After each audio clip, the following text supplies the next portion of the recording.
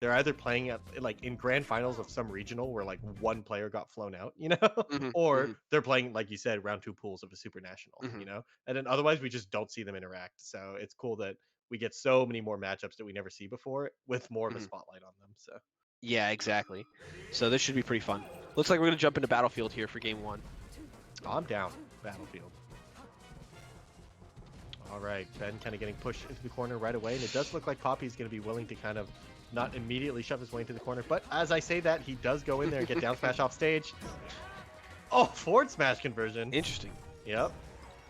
That I did mean, seem I better than like up it. smash to me, yeah. Yeah, like pushing him off stage early on. Sheik has a really hard time recovering, just in general, but especially against Fox. Yeah. Why not, right? Yeah, and I even that I edge love guard that. included a really nice trade, like a back air for a nair, sending Sheik way off stage. So Poppy spending his low percents well so far as he kind of gets to full stock, getting himself up to 50%. And just like that, he has another huge combo. Oh my god, Poppy's insane, dude. Dude, I love that drill on the top platform Yeah. to pull Sheik down under it, and then he's able to follow up by Oh. running off. That's so cool. Yep, and then right after that, he gets a tomahawk jab grab to find a conversion there, and it feels like Sheik is kind of like finding her footing right now. She's going to need to kind of slow the pace down, or at least take control of the pace. A lot of times when Oh. Sheik like takes control, it does slow it down just because the nature of her punish game. But kind of see how it goes right now. Pushes him off stage. One of the other things, we got to see Ben versus SFAT earlier today, and one of the things we saw Ben spending a ton of time on was challenging SFAT when he went to the platforms. Yeah. And I find it really interesting that Pappi, when he touches a platform, he's out of there right away. Yeah, And so exactly. he's like not giving. Oh! Oh, that's unfortunate. Run off air dodge in place. He can't be stopped by anyone but himself. That's the Poppy classic. But yeah, you see, as soon as Pappi touches a side platform, it seems like he understands that that's where Ben wants to be. Yeah. Wants to be aggressive, and so he's either shielding or bailing. And it feels like Ben's not able to find some of those openings he was finding against SFAT. Oh my god. Poppy's like fighting away in these walls. Like in a way that SFAT was kind of watching this wall happen in front of him a lot more. Poppy is just like challenging it with approaching falling drills and stuff like that. And finding ways like either in between the aerials or like coming in from above and finding a soft spot in where the hitboxes are being placed based on what aerial she's putting out. So kind of cool to watch. But Ben only needs a couple openings to start taking control back. And right now we see down throw down smash. Needle. Great needle. Oh, the nair doesn't connect? Yeah, wrong aerial there, I think. I think he just had the fastball a little lower than do the back air, but whatever he was going for, it didn't quite work out. He ends up killing himself for it. So Poppy takes game one in a very convincing fashion. He was like faster and more all over him than SFAT was. So we'll see if Ben can kind of take a step back and say, all right, what's this guy doing differently and how do I exploit this style? All right, so we're going to go straight into Fountain for game two. Ooh, I love the slide off there to get the ledge. Yeah, that's tough for Sheik. I don't think she had a better option there. Like, maybe you can go for a forward throw, and maybe there's a gimp opportunity there, but that was kind of the end of the punish, so... One of the things that I'm finding really interesting about the set, again, comparing it back to the SFAT set, Ben going for a lot of down smashes, and I don't feel like I saw him use that in neutral like at all against SFAT. So I wonder what he's seeing that's pushing him to that option, because it does seem like one that Poppy's able to punish a lot. Yeah, maybe more of a get off me move as he feels more pressure from this more aggressive style. I can only speculate, but it does seem like it is like... Sometimes the style change can be like what flusters you more than anything else because like by all metrics SFAT is like the more accomplished player than Poppy, and Poppy is giving him more trouble here. So is it a stylistic thing or is it a knowledge that like player versus player or matchup thing? So kind of interesting to see Poppy kind of play like that. But I also will say that like week after week from commentating these Ben sets that like it is not uncommon for Ben to get rolled over and then win the set. Like he's really good at not getting flustered when someone is running over him, and we already see that manifesting itself as he just takes control of this game too, right? And he's gonna rocket off stage for that shine. Nice double jump right at the right timing to get away from the up air. He is able to find the ground. It gets him another double jump that he's able to make it back to the ground again. But Poppy just maintains the pressure all the way through. Should be a clean closeout, and yeah, no problem. Yeah, all of that defense was pretty good from Ben, and it netted him like an extra 8% from needles, which is not nothing, so I'm down. Sure, yeah.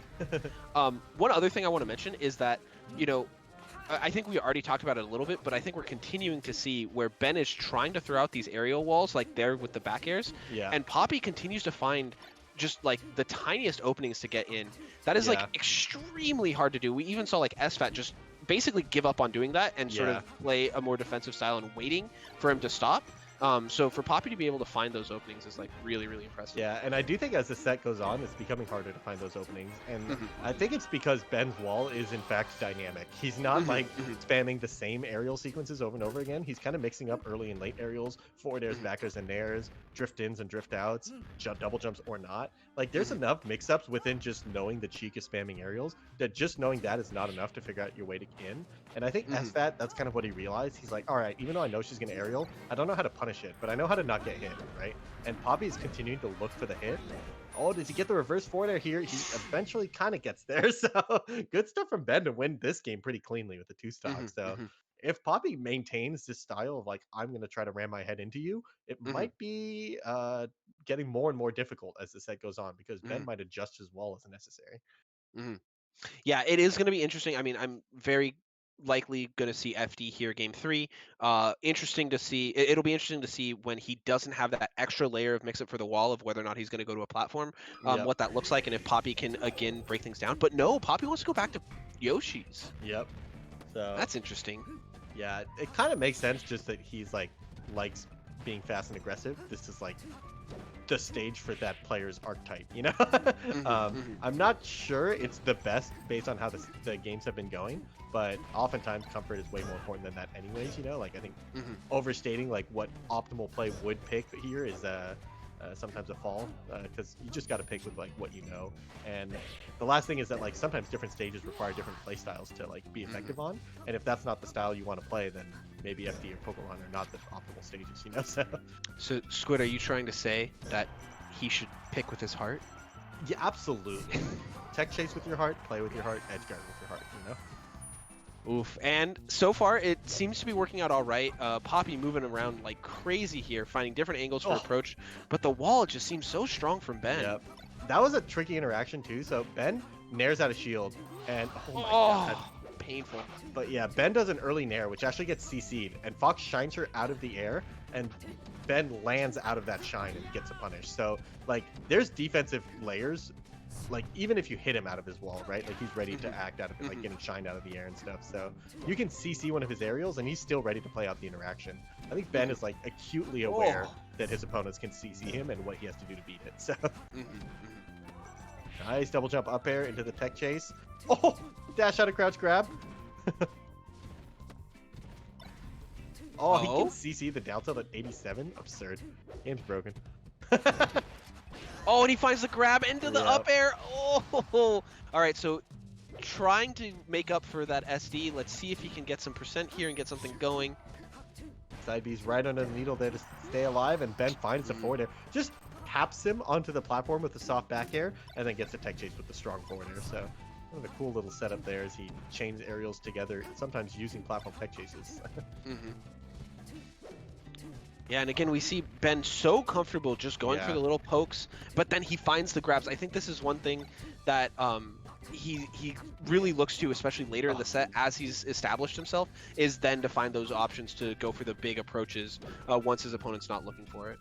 Yeah, I also feel like Ben is schmoving on the platforms. Like, this is a stage that kind of speeds up platform movement for everyone, and Ben seems to be the one that sped up more. Partially because Pappi was so fast to begin with, but also partially because, like, Ben seems to have better Yoshi story-specific movement. Like, his waveland sequences would only work on Yoshi's, and he's, like, really cashing in on them, while Pappi just seems to be doing more general fast movement. And, yeah, Ben kind of gets paid off there, looking really clean, so... Yeah, and you know, you talked about this. This has sort of become a trend for Ben where he can kind of get rolled game 1 and then bring it back and sort of just look dominant the rest of the set, and that's definitely what we're seeing here.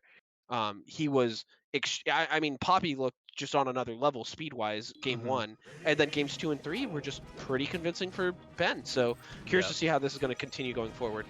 Yeah, it's hard to, because like the more aggressive you play, the more you're gambling over and over again, and you kind of have to keep winning those gambles if you're going to maintain that pace. And I think Ben is a very attentive player who's paying attention to how his opponent's gambling. So by kind of maintaining the like Oh, like right now he has so much control as he gets him in the corner, and like Ben's only gambling when he has really favorable positions, and Poppy's kind of trying to gamble all the time. So finds a hit there. I'm loving the little dash dances by Pappi. I think the playing from the ground is looking strong for him. Yep. It's awkward because game one, a lot of his aerial approaches were really the big thing that were opening things up. But I feel like Ben sort of solved that one, and he's got to find a new way to create offense.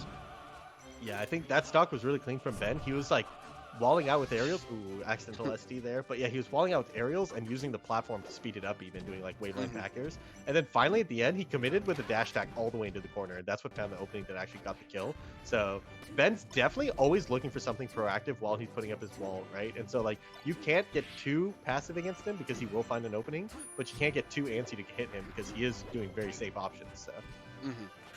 Does a get up attack, gets shield grab, kind of messed up his edge guard, and it's getting punished. No, finds another reversal. Yeah, Pappi read the double jump there, and he decided to give up the potential guaranteed punish to go for that double jump read with the back air, but he just is a little too low with his full hop, and he's not able to close it out, and Ben gets the full reversal for the stock. All right, Pappi finding a couple approaching aerials that he was finding a lot in game one, but we're kind of seeing him be less prepared to convert off of him this time. Nope, finds, barely misses the up air. And yeah, Sheik's just looking for straight hits here. She's just looking to build your percent up to 40. So one more aerial before she loses her stock, and she's happy. Okay, it does feel like Pappi is starting to force Ben to make some more aggressive moves here. He's playing a little bit slower, and we are seeing like missed dash attacks or spot dodged grabs. So I'm curious to see if that's going to continue or if Ben can find the timings to make his way in. Yeah, Ben's got such good corner pressure that like you got to be careful because you might be forcing. Oh, nice. Hold that thought as we have another corner pressure sequence over here. Is Ben? Oh, it just goes all the way there. He just that looked like the garbage compactor from the Star Wars movies, you know, as it just slowly closes in on him and then suddenly he's out of room. Like, yeah, I mean, he literally got to the point where he could just F tilt and there was nothing. Yeah. It reached the very corner. Yeah, exactly. Yeah. So. Yeah, that's the problem with like if you're kind of waiting around against Ben's type of style, he will like trash compactor you all the way into the corner, but also he might just get you with one of these dash attacks or boost grabs at any time. So you have to respect the aggressive option like that right there with the dash attack all the way to center stage, while not giving him stage for free, which he will take because he can also just slowly close the distance until you're cornered and checkmated.